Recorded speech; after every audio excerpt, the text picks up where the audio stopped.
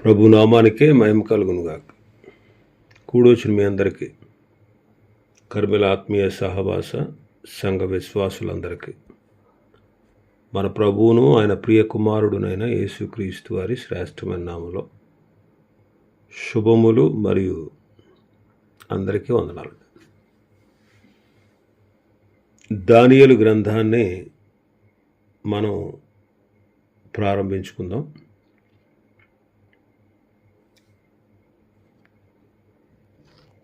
దానియేలు గ్రంథం వివరణ గూర్చి కొంత మనం మొదటిగా ధ్యానం చేద్దాం.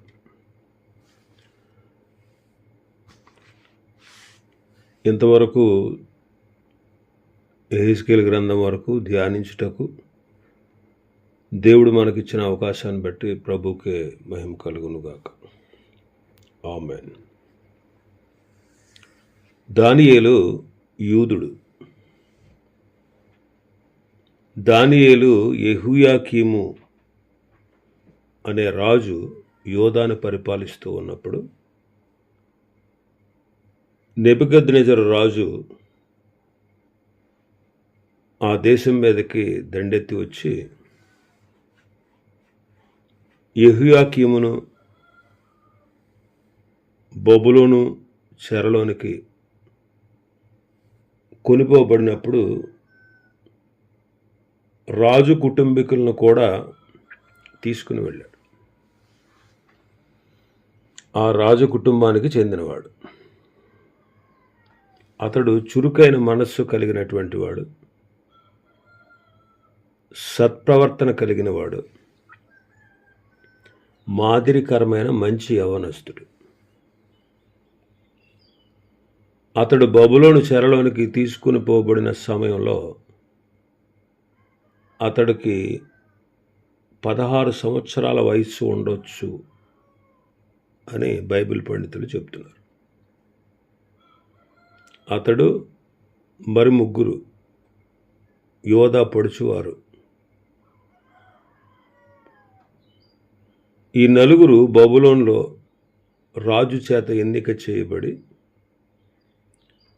సకల విద్యా ప్రావీణ్యతను, రాజునకు సలహాలిచ్చుటకు కొందరిని సెలెక్ట్ చేయాలని రాజుగారు ఉద్దేశించి వారికి కల్దీయ భాషను నేర్పించమని రాజు చెప్పిన ఆజ్ఞ ప్రకారం ఈ నలుగురు దాని కొరకు నియమించబడినవారు. దానియేలు గ్రంథాన్ని మనం చదువుతూ ఉండగా దానియేలుకు ఆయన స్నేహితులకు సంభవించిన ఆయా సంగతులను గూర్చి ఈ గ్రంథంలో రాయబడింది. దానియేలు తన పితరుల మతము యందు తాను పొందినటువంటి నీతిగల నేర్పరితనమందు నమ్మకంగా ఉన్నాడు. దేవుడు ఆయనను ప్రేమించి అనేక ఆపదల నుండి అతన్ని కాపాడి దీర్ఘాయుషునిచ్చాడు. తాను దేవుని చిత్తానికి లోబడుటను బట్టి అతనికి, అతని ద్వారా ఇతరులకు ఈ గ్రంథములో రాయబడిన ఆశ్చర్యకరమైన ప్రవచనాలని దేవుడు బయలుపరచడానికి ఇష్టపడ్డాడు. దానియేలు సుమారుగా క్రీస్తుకు పూర్వం 606వ సంవత్సరం మందు బబులోనుకు తీసుకుని పోబడి ఉన్నాడు. దానియేలు యొక్క జన్మదినం మనకు తెలియదు, కానీ ఆ సమయమందు అతనికి 16 సంవత్సరాల వయస్సు ఉండి ఉండొచ్చు. సుమారుగా 89 ఏళ్ల కంటే ఎక్కువ కాలం బ్రతికినవాడు.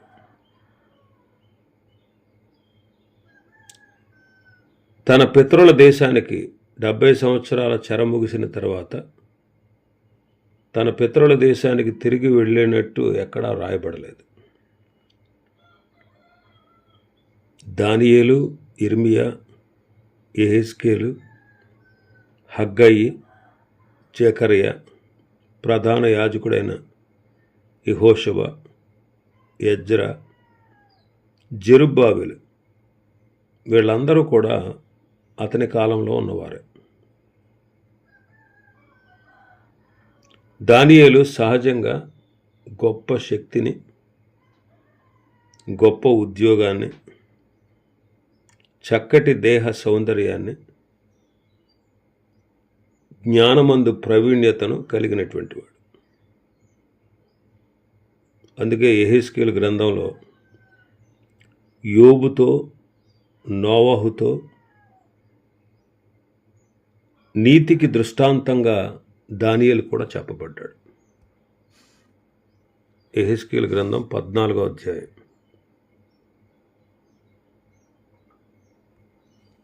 14వ వచనం. నోవహును, దానియేలును, యోబును ఈ ముగ్గురు అట్టి దేశంలో ఉండినను వారు తమ నీతి చేత తమ్మును మాత్రమే రక్షించుకొందురు. ఇదే ప్రభువగు యెహోవా వాక్కు.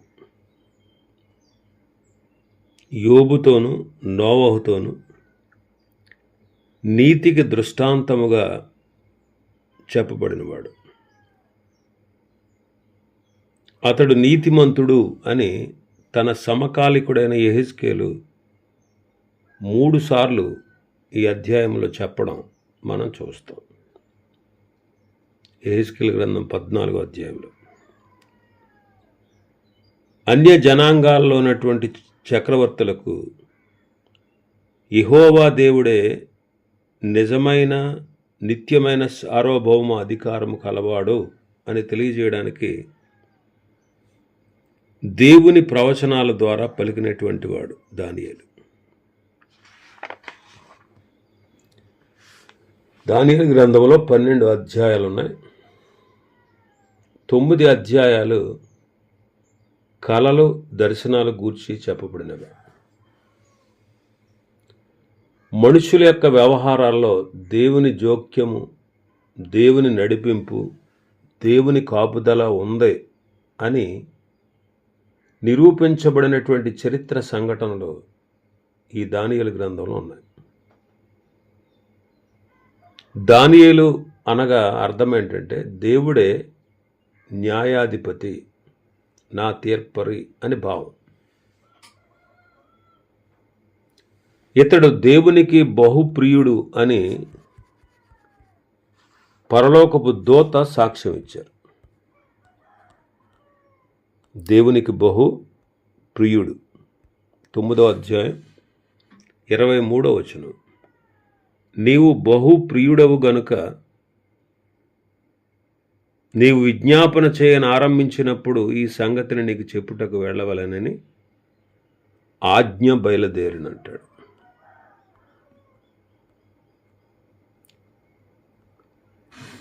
పదో అధ్యాయం 11వ వచనంలో చూస్తే దానియేలు నీవు బహుప్రియుడవు గనుక నేను నీ వద్దకు పంపబడి తిని అంటారు. దానియేలు ప్రవచన నిధికి తాళం చెవి అంటాడు. బబులోను, మాదియా, పారసీక రాజ్యాల్లో కూడా యోసేపు వలె వ్యక్తిగత లోపములు లేనటువంటి వాడు. దానియేలు ప్రధానమంత్రి, ప్రవక్త. మంత్రులలో ప్రధానమంత్రి, ప్రవక్తలలో ప్రవక్త. తన యందు భయభక్తులు గలవారిని దేవుడు హెచ్చిస్తాడు. దేవుడు తన యొక్క వర్తమానాలు వారి ద్వారా బయలుపరుస్తాడు, వారిని హెచ్చిస్తాడు అనేటువంటి సంఘటన యోసేపు, దానియేలు జీవితాలు చాటి చెబుతాయి. కాబట్టి రాజనగరపు సేవ కొరకై దానియేలు తర్ఫీదు చేయబడ్డాడు. అపవిత్రత కలిగినటువంటి తూర్పు దేశపు రాజులు వాళ్ళ ప్రజలలో అతడు అసాధారణమైన ఉపయోగకరమైనటువంటి పరిశుద్ధ జీవితాన్ని జీవించాడు దానియేలు. ఈ గ్రంథ రచయిత దానియేలు అని చాలామంది చెబుతున్నా నవీన పండితులు మాత్రం, నవీన విమర్శకులు మాత్రం ఈ గ్రంథము దానియేలు ద్వారా రాయబడలేదు అని వాదిస్తున్నారు. దానికి గల కారణాలు ఏంటంటే ఈ గ్రంథంలో అద్భుతాలు ఉన్నాయి. అవి నమ్మడానికి వీలు కాదు. చాలామందికి నమ్మలేరు. విశ్వాసులు మాత్రమే నమ్ముతారు, కానీ అవిశ్వాసులు నమ్మలేరు. అంటే సింహాల గుహలో పడవేయబడి బయటికి రావడం, అగ్నిగుండంలో పడవేయబడి వెలుపలికి రావడం అనేది ఇవి అసాధారణమైన సంఘటన. నమ్మడానికి వీలు కాదు. కానీ దేవుని యందు విశ్వాసం గలవారు మాత్రమే వీటిని నమ్ముతారు. మరి అద్భుతాలు నమ్మనందున అవి జరగలేదు అనడం న్యాయమా? గుడ్డివాడు ఉన్నాడు, వాడు పుట్టుకతోనే గుడ్డివాడు అనుకోండి, వాడు వెలుగును చూడలేదు. వాడు వెలుగును చూడలేనంత మాత్రాన వెలుగు లేదు అన్నాడు అనుకోండి, వెలుగు లేకుండా పోద్దా? రెండవది, ఈ గ్రంథంలో గ్రీకు మాటలు ఉన్నాయి. దానియేలు కాలం నాటికి బబులోనులో గ్రీకు భాష వాడుకలేదు. ఎందుకంటే అలెగ్జాండర్ ది గ్రేట్ క్రీస్తు పూర్వము 330 సంవత్సరం వరకు తూర్పు ప్రాంత ప్రదేశాలను జయించలేదు. గ్రీకు రాజ్యము అలెగ్జాండర్తో ఆరంభమైంది. కాబట్టి క్రీస్తు పూర్వం 160 సంవత్సరాల వరకు ఈ గ్రంథం రాయబడలేదు అని చెప్తారు. అయితే బైబిల్ పండితులు గ్రీకు పదాలు ఎన్ని ఉన్నాయి ఇందులో అని కనుగోవాలని పరీక్షించితే 3 పదాలు అని తేలింది. అందులో ఒకటి గ్రీకు పదం అవునో కాదో తెలియదు, అనుమానం. ఇక 2 పదాలు ఉన్నాయి. అవి ఏంటంటే పెద్ద వీణ, సింఫోనియా. ఈ 2 మాటలు గ్రీకు మాటలు. ఎందుకంటే అవి గ్రీకు వారి వాయిద్యాలు. పెద్ద వీణ, సింఫోనియా అనేవి గ్రీకు వారి వాయిద్యాలు. క్రీస్తు పూర్వం 650 సంవత్సరంలో టెర్ఫాండర్ అనేటువంటి గ్రీకు లిపి, అది సంగీత కళ అని అతడు కనిపెట్టాడు. 7 తంతుల పెద్ద వీణ, దాన్ని కనిపెట్టిన 25 సంవత్సరాల్లో బబులోనులో వాడబడింది అని కనుగొన్నారు. అంటే దానియేలుకు ముందు 1 శతాబ్దానికి ముందే బబులోను గ్రీకునకు వర్తక వ్యాపారాలు పూర్తిగా జరుగుతూ ఉండే. ఇది చరిత్ర సాక్ష్యం ఇస్తుంది. కాబట్టి అప్పటికే గ్రీకు వారికి బబులోను వారికి వర్తక వ్యాపారాలు జరుగుతూ ఉన్నప్పుడు ఈ గ్రీకు మాటలు కూడినటువంటి వాయిద్యాలు పేర్లు దానియేలు తన గ్రంథమందు వాడడం ఏమాత్రం ఆశ్చర్యం కాదు. అది సమంజసమే. డాక్టర్ పిస్సీ అనేటువంటి చరిత్రకారుడు దానియేలు గ్రంథంలో గ్రీకు మాట ఒక్కటి కూడా లేదు అని నమ్ముతున్నాడు. క్రీస్తు పూర్వం 200 సంవత్సరాల్లో రాయబడిన సైరాక్స్ అనే అతను రాసినటువంటి ఆపు మాటిల్ గ్రంథమందు ఉదహరించాడు కొంతమంది భక్తుల పేర్లు. 49 మంది భక్తుల పేర్లు రాశాడంట. క్రీస్తు పూర్వం 220 సంవత్సరంలో సైరాక్స్ అనే అతను ఆపు మాటిల్ అనే గ్రంథంలో భక్తుల పేర్లు రాశాడు. 49 మంది భక్తుల పేర్లు. అందులో దానియేలు పేరు లేదంట. సైరాక్స్ అనేవాడు తన గ్రంథమందు ఎజ్రా, గిద్యోను మొదలగు భక్తుల పేర్లు కూడా రాయలే. కాబట్టి దానియేలు అందులో ఉదహరించబడలేదు. కాబట్టి అంతకుముందే ఈ గ్రంథాన్ని దానియేలు రాయలేదు అనడం సమంజసమా? కాదు కదా. కానీ ఈ గ్రంథము దానియేలు చేతే రాయబడింది అనే మాట రూఢిగా మనం కొన్ని విషయాలు గమనించవచ్చు. దానియేలు వలె చెరకు కొనిపోబడిన యెహెజ్కేలు తన పేరునున్న గ్రంథము తానే తన సొంత చేతితో రాశాడని పండితులు అనుకుంటున్నారు. డాక్టర్ డి వెట్టి అనేటువంటి దైవజనుడు కూడా, అంటే చరిత్రకారుడు కూడా సాక్ష్యం ఇస్తున్నాడు.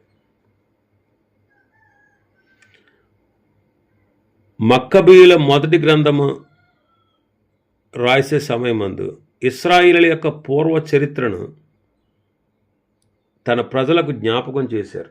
ఆ మక్కబీయుల మొదటి గ్రంథంలో దైవ భక్తులైన శూరులను గూర్చి తెలుపుచు మనం అలాంటి శూరుల వలె ఉండాలి అని ఆ గ్రంథంలో హెచ్చరించారు. ఆ శూరుల్లో ఏడుగురు పేర్లు అందులో రాశారు. ఏమని రాశారంటే, వాళ్ళు విశ్వాసమును బట్టి హనన్య, అజర్యా, మిషాయేలు అగ్నిలో నుండి రక్షించబడ్డారు. దానియేలు తన నిర్దోషత్వం కొరకై సింహముల నోట నుండి విడిపించబడ్డాడు అని రాయబడింది. అదే కాకుండా దానియేలు గ్రంథము పాత నిబంధన ప్రామాణిక గ్రంథాల్లో చేర్చబడింది.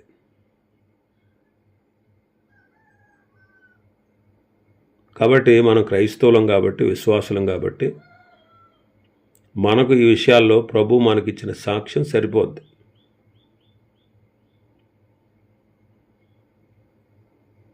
క్రీస్తు దినములో అనబడిన క్రీస్తుకు ముందుండినటువంటి దినాల్లో యోధా జనులు పాత నిబంధనలో చేరిన దానియేలు గ్రంథమును సామాజిక గ్రంథమని అంగీకరించారు. మన ప్రభు అయిన యేసుక్రీస్తు వారు తానే మత్తయి సువార్త 24:15లో మత్తయి సువార్త 24:15లో దానియేలు గ్రంథములో ఉన్న లేఖనాన్ని ఎత్తి చెప్పి దీని సామాజికత్వాన్ని స్థిరపరిచారు. ఒకసారి చదువుదాం 24:15. కాబట్టి ప్రవక్త అయిన దానియేలు ద్వారా చెప్పబడిన నాశనకరమైన హేయ వస్తువు పరిశుద్ధ స్థలమందు నిలుచుట మీరు చూడగానే చదువువాడు గ్రహించుగాక. కాబట్టి ప్రభు దానియేలు గ్రంథములో చెప్పబడిన నాశనకరమైన హేయ వస్తువు పరిశుద్ధ స్థలమందు నిలుచుట అనే మాటను ఎత్తి చూపి దాని సామాజికత్వాన్ని ప్రభు స్థిరపరిచాడు. కాబట్టి ఈ గ్రంథం అరామిక్ లేదా కల్దీయుల భాషలో రాయబడింది. అందుకు కారణం ఎక్కువగా బబులోనులో జరిగిన సంగతులు ఇందులో ఉన్నాయి. కాబట్టి ఆ ప్రజల భాషలో రాయబడింది. ఎక్కువ భాగం, అంటే మొత్తం అంతా కాదు, కొంత భాగం మేర. దానియేలు గ్రంథము దానియేలే రాశాడని గ్రంథంలో రుజువులు ఉన్నాయి. ఈ గ్రంథంలో రుజువులు ఉన్నాయి. 7వ అధ్యాయం 1వ వచనం. బబులోను రాజుకు బెల్షస్సరు యొక్క పరిపాలనలో మొదటి సంవత్సరమున దానియేలునకు దర్శనములు కలిగిన అతడు తన పడక మీద పరుండి ఒక కల కని ఆ కల సంగతిని సంక్షేపముగా వివరించి వ్రాసెను. సంక్షేపముగా వివరించి వ్రాసెను. దానియేలే సంక్షేపంగా వివరించి రాశాడు అని చెప్పబడింది. దానియేలుకు దర్శనం కలిగింది ఎప్పుడు అంటే బెల్షస్సరు పరిపాలన మొదటి సంవత్సరంలో. ఇంక 8వ అధ్యాయం, 9వ అధ్యాయం, 10వ అధ్యాయం, 12వ అధ్యాయం ఈ వచనాల్లో కూడా దానియేలే స్వయంగా దేవుడు దర్శనంలో చూపించిన సంగతులను, ఆ దర్శనముల యొక్క వివరణను, దేవుని దూత తనతో వివరించిన సత్యములను తానే స్వయముగా రాయుచున్నాడు అని మనకు కనబడదు.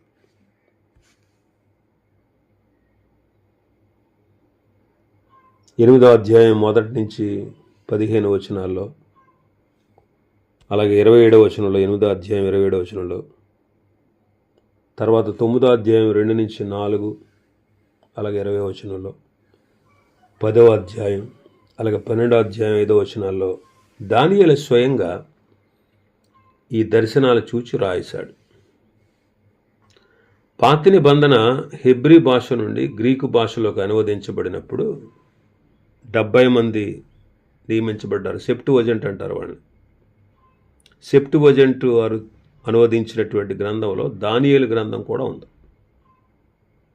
కాబట్టి దానియేలు ద్వారా ఇది రాయబడింది అని చెప్పవచ్చు. అలెగ్జాండర్ ది గ్రేట్, ఈ చక్రవర్తి యెరూషలేం మీదకి దండెత్తి వచ్చాడు. తాను అందరినీ జయిస్తూ యెరూషలేం మీదకి దండెత్తి వచ్చినప్పుడు అక్కడ ఉన్నటువంటి ప్రధాన యాజకుడు దానియేలు గ్రంథంలో అలెగ్జాండర్ చక్రవర్తిని గూర్చి రాయబడిన ప్రవచనాలను అతనికి చూపించాడని, అందువల్ల అతడు యెరూషలేమును నాశనం చేయకుండా తిరిగి వెళ్ళిపోయాడని జోసిఫస్ అనేటువంటి చరిత్రకారుడు, యోధా చరిత్రకారుడు ఈ విషయాన్ని రాశాడు.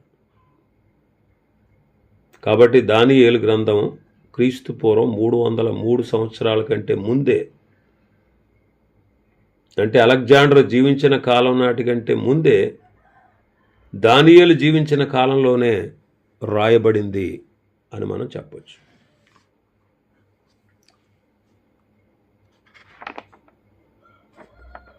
ఎప్పుడు రాశాడు ఈ గ్రంథం? దానియేలు క్రీస్తు పూర్వం 606వ సంవత్సరం చెరలోకి వెళ్ళాడు. అప్పుడు దానియేలు వయస్సు 16 ఏళ్ళు. దానియేలుకు ఆఖరి దర్శనం ఎప్పుడు కలిగిందంటే పారసీక రాజుకు కోరెషు కాలంలో 3వ సంవత్సరంలో కలిగింది. ఈ కోరెషు క్రీస్తు పూర్వం 536లో బబులోనును జయించిన 3వ సంవత్సరం అన్నమాట. అంటే క్రీస్తు పూర్వం 533లో కలిగిన దర్శనం సంగతి రాశాడు. మరి దానియేలు ఈ గ్రంథాన్ని ఎప్పుడు మొదలుపెట్టినా సరే క్రీస్తు పూర్వం 533 తర్వాత ముగించాడు అనే విషయం మనకు తెలుస్తోంది. ఈ దానియేలు కోరెషు ఏలుబడి మొదటి సంవత్సరం వరకు జీవించాడు అని ఉంది. ఒకవేళ బహుశా గ్రంథ రచన అప్పుడే ప్రారంభించి ఉండొచ్చు. 9వ అధ్యాయం వరకు రాసుకుంటూ వచ్చాడు. కోరెషు ఏలుబడి 3వ సంవత్సరంలో 10 నుండి 12 అధ్యాయాల దర్శనం కలిగిన తర్వాత అది చేర్చాడు. అప్పటికి దానియేలు వయసు 89 సంవత్సరాలు. కోరెషు పాలన 3వ సంవత్సరం తర్వాత ఈ గ్రంథంలో మిగిలిన భాగాన్ని ఎప్పుడు చేర్చాడో మనకు తెలియదు. కాబట్టి క్రీస్తు పూర్వం 533 తర్వాత ఈ గ్రంథము రాయడం ముగించబడింది. ఇంకా ఈ గ్రంథాన్ని గురించిన వివరణ చాలా ఉంది. ప్రభు చిత్తమైతే రేపటి దినం వాటిని మనం ధ్యానం చేసుకుందాం. దేవుడి వర్తమాన వాక్యాన్ని మన వెనుకడిలో ఆశీర్వదించునుగాక. ఆమేన్.